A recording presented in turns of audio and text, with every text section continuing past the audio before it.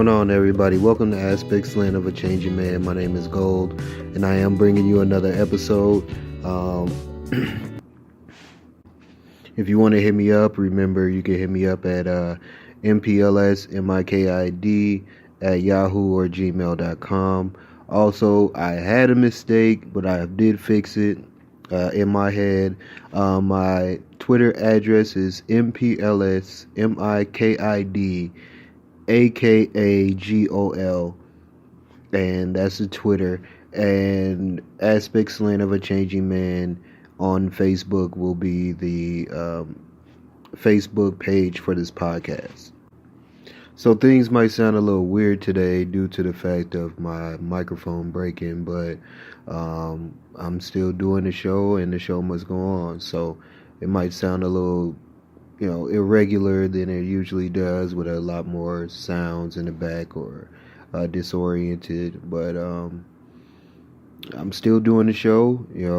Got to be more consistent. So, but no matter what, you got to keep on going.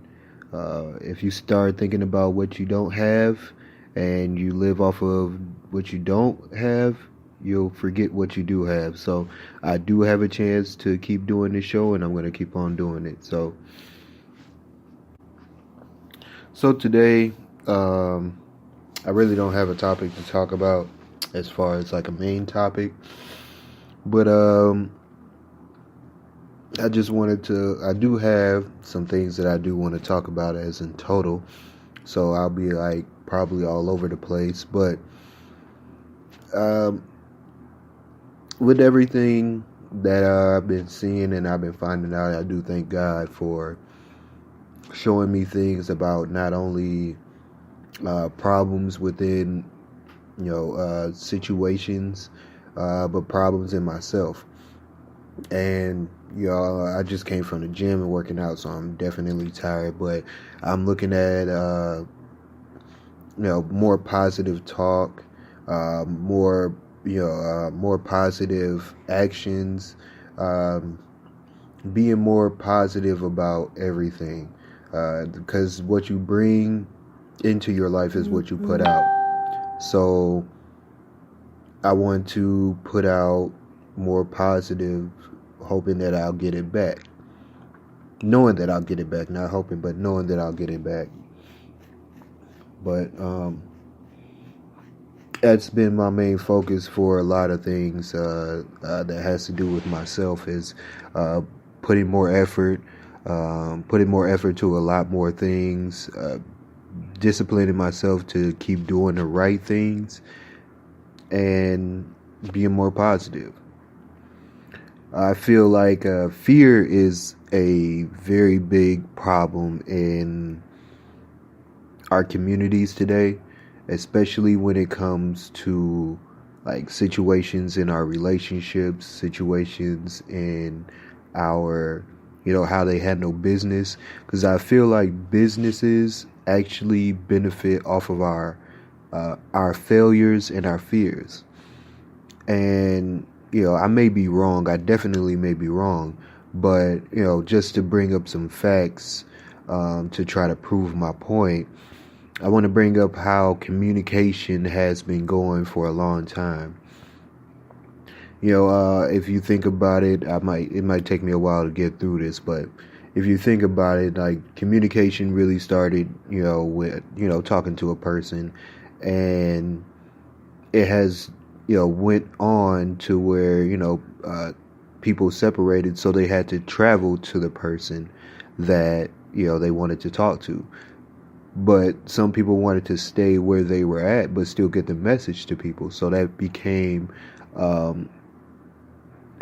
something to where they had to figure out how to get my message to a person while I'm staying home. Because if I fail to stay home and I have to travel to someone that's far away, I'm not going to be at home to handle the business that I need to handle there. So it became writing letters and sending them off to people.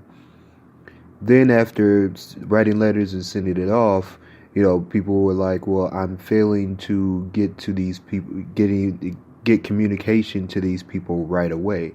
And that's what I want to do. I don't want to wait to communicate with them. I want to be able to talk to them right now, deliver this message that needs to be delivered as soon as possible. So, it became like, it became sending letters in Morse code. So now you were getting the message right away, but you had to figure out what they were saying by the code that they were sending. So then that became, well, I'm not, I feel I may be wrong, but people were like, I want to hear what they're saying. I can't really, the message is not getting to me as clear. So the telephone came along, and when the telephone came along, it was, I can reach this person and that person, but I'm not reaching, if they're not at home, how can I get them a message? So then, they invented voicemail, and I may be wrong in the process of this, but, invented voicemail. After voicemail came, people were like, well, I got to meet somebody at a perfect place. If I meet them there and I'm not able to contact them, because they leave a message on my voicemail, how would I know anything? Well, then there's a cell phone. Then there's with the cell phone, it became, I really want to send them a message, text message. Well, then the internet came along where people were like, I want to get information on a computer. Since computer processes it, I want to be able to, send messages and, get information off of there, which came the internet. Well, and then with the internet, hey, I want to be able to travel with the internet. Cell phone, internet. I want to travel with my computer, Wi-Fi. And in all this is just with me saying all this stuff and, giving the processes, is basically saying, well, people were failing to be fast enough, failing to be accurate enough, so, people were inventing more and more things to where people were able to be more accurate or be faster, be faster in their delivery of the message that they want to give. Other examples I can give is, like dating sites. Like dating sites are really big because people are afraid of being alone and they have failed to be in relationships. So where can you go to, try to find love in the way that they want you to, that you want to, and that's a dating site. You can get on other sites to meet people, but they specifically say this is a dating site so that you know what people are coming for. Prisons are becoming a big business, and prisons are based on people failing to keep the law. So when you fail to keep the law, you get punished for it. In which, if you go to jail, they get paid for you to be there, and money just keeps coming in for, people failing. And with a lot of these businesses, the reason that I feel like they're bad because they don't care if you actually fail again. They will open you. They will, let you come back with open arms. They will welcome you back with open arms. Oh, well, you failed in your relationship? Well, we're still here to help you out on your next one. Oh, you failed to keep the law? Well, we try to help you to stay out of it, but, come on back.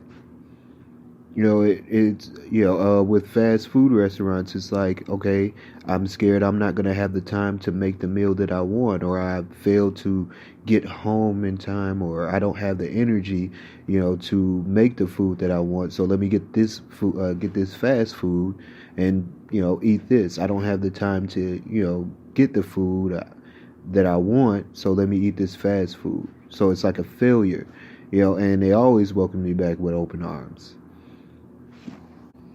And that actually can go for like anything, a lot of things. I mean, I believe in God, but you know, with everything that I see, it is based on your failure and your fear. But the thing about it that makes it a difference is who actually benefits off of your success. That makes a difference in how businesses handle your fear and your failure. A lot of people don't benefit off of your success out of your fear and failure. Some want the benefit of hey, this guy made it out, but or this couple, got married, but they don't really benefit off of you succeeding. They benefit off of you failing and coming back.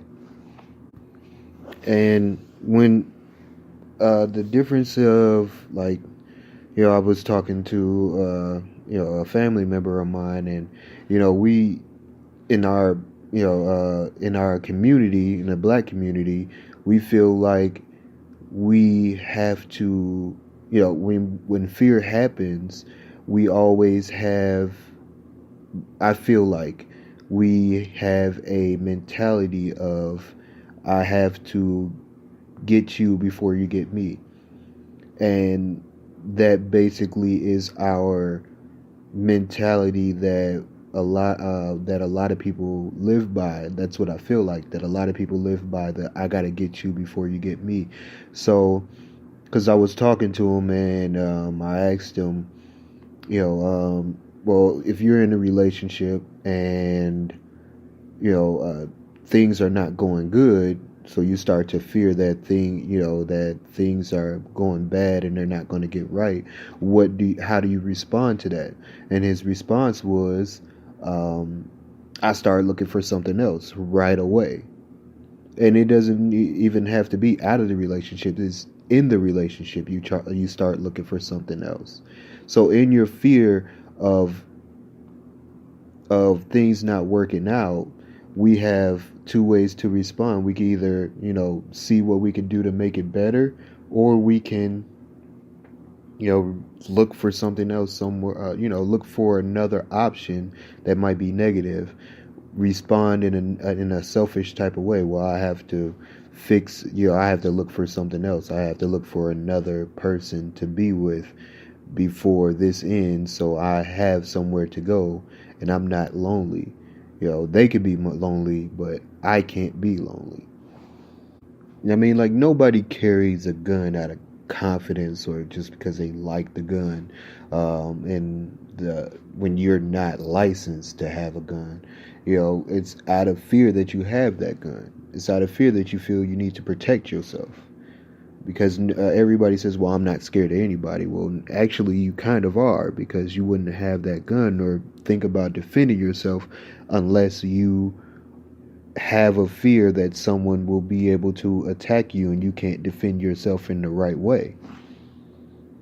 When you have a person and they find out something bad that you did, like in a relationship, if you cheat, you usually lie because you're afraid of losing that person. You're afraid of being alone.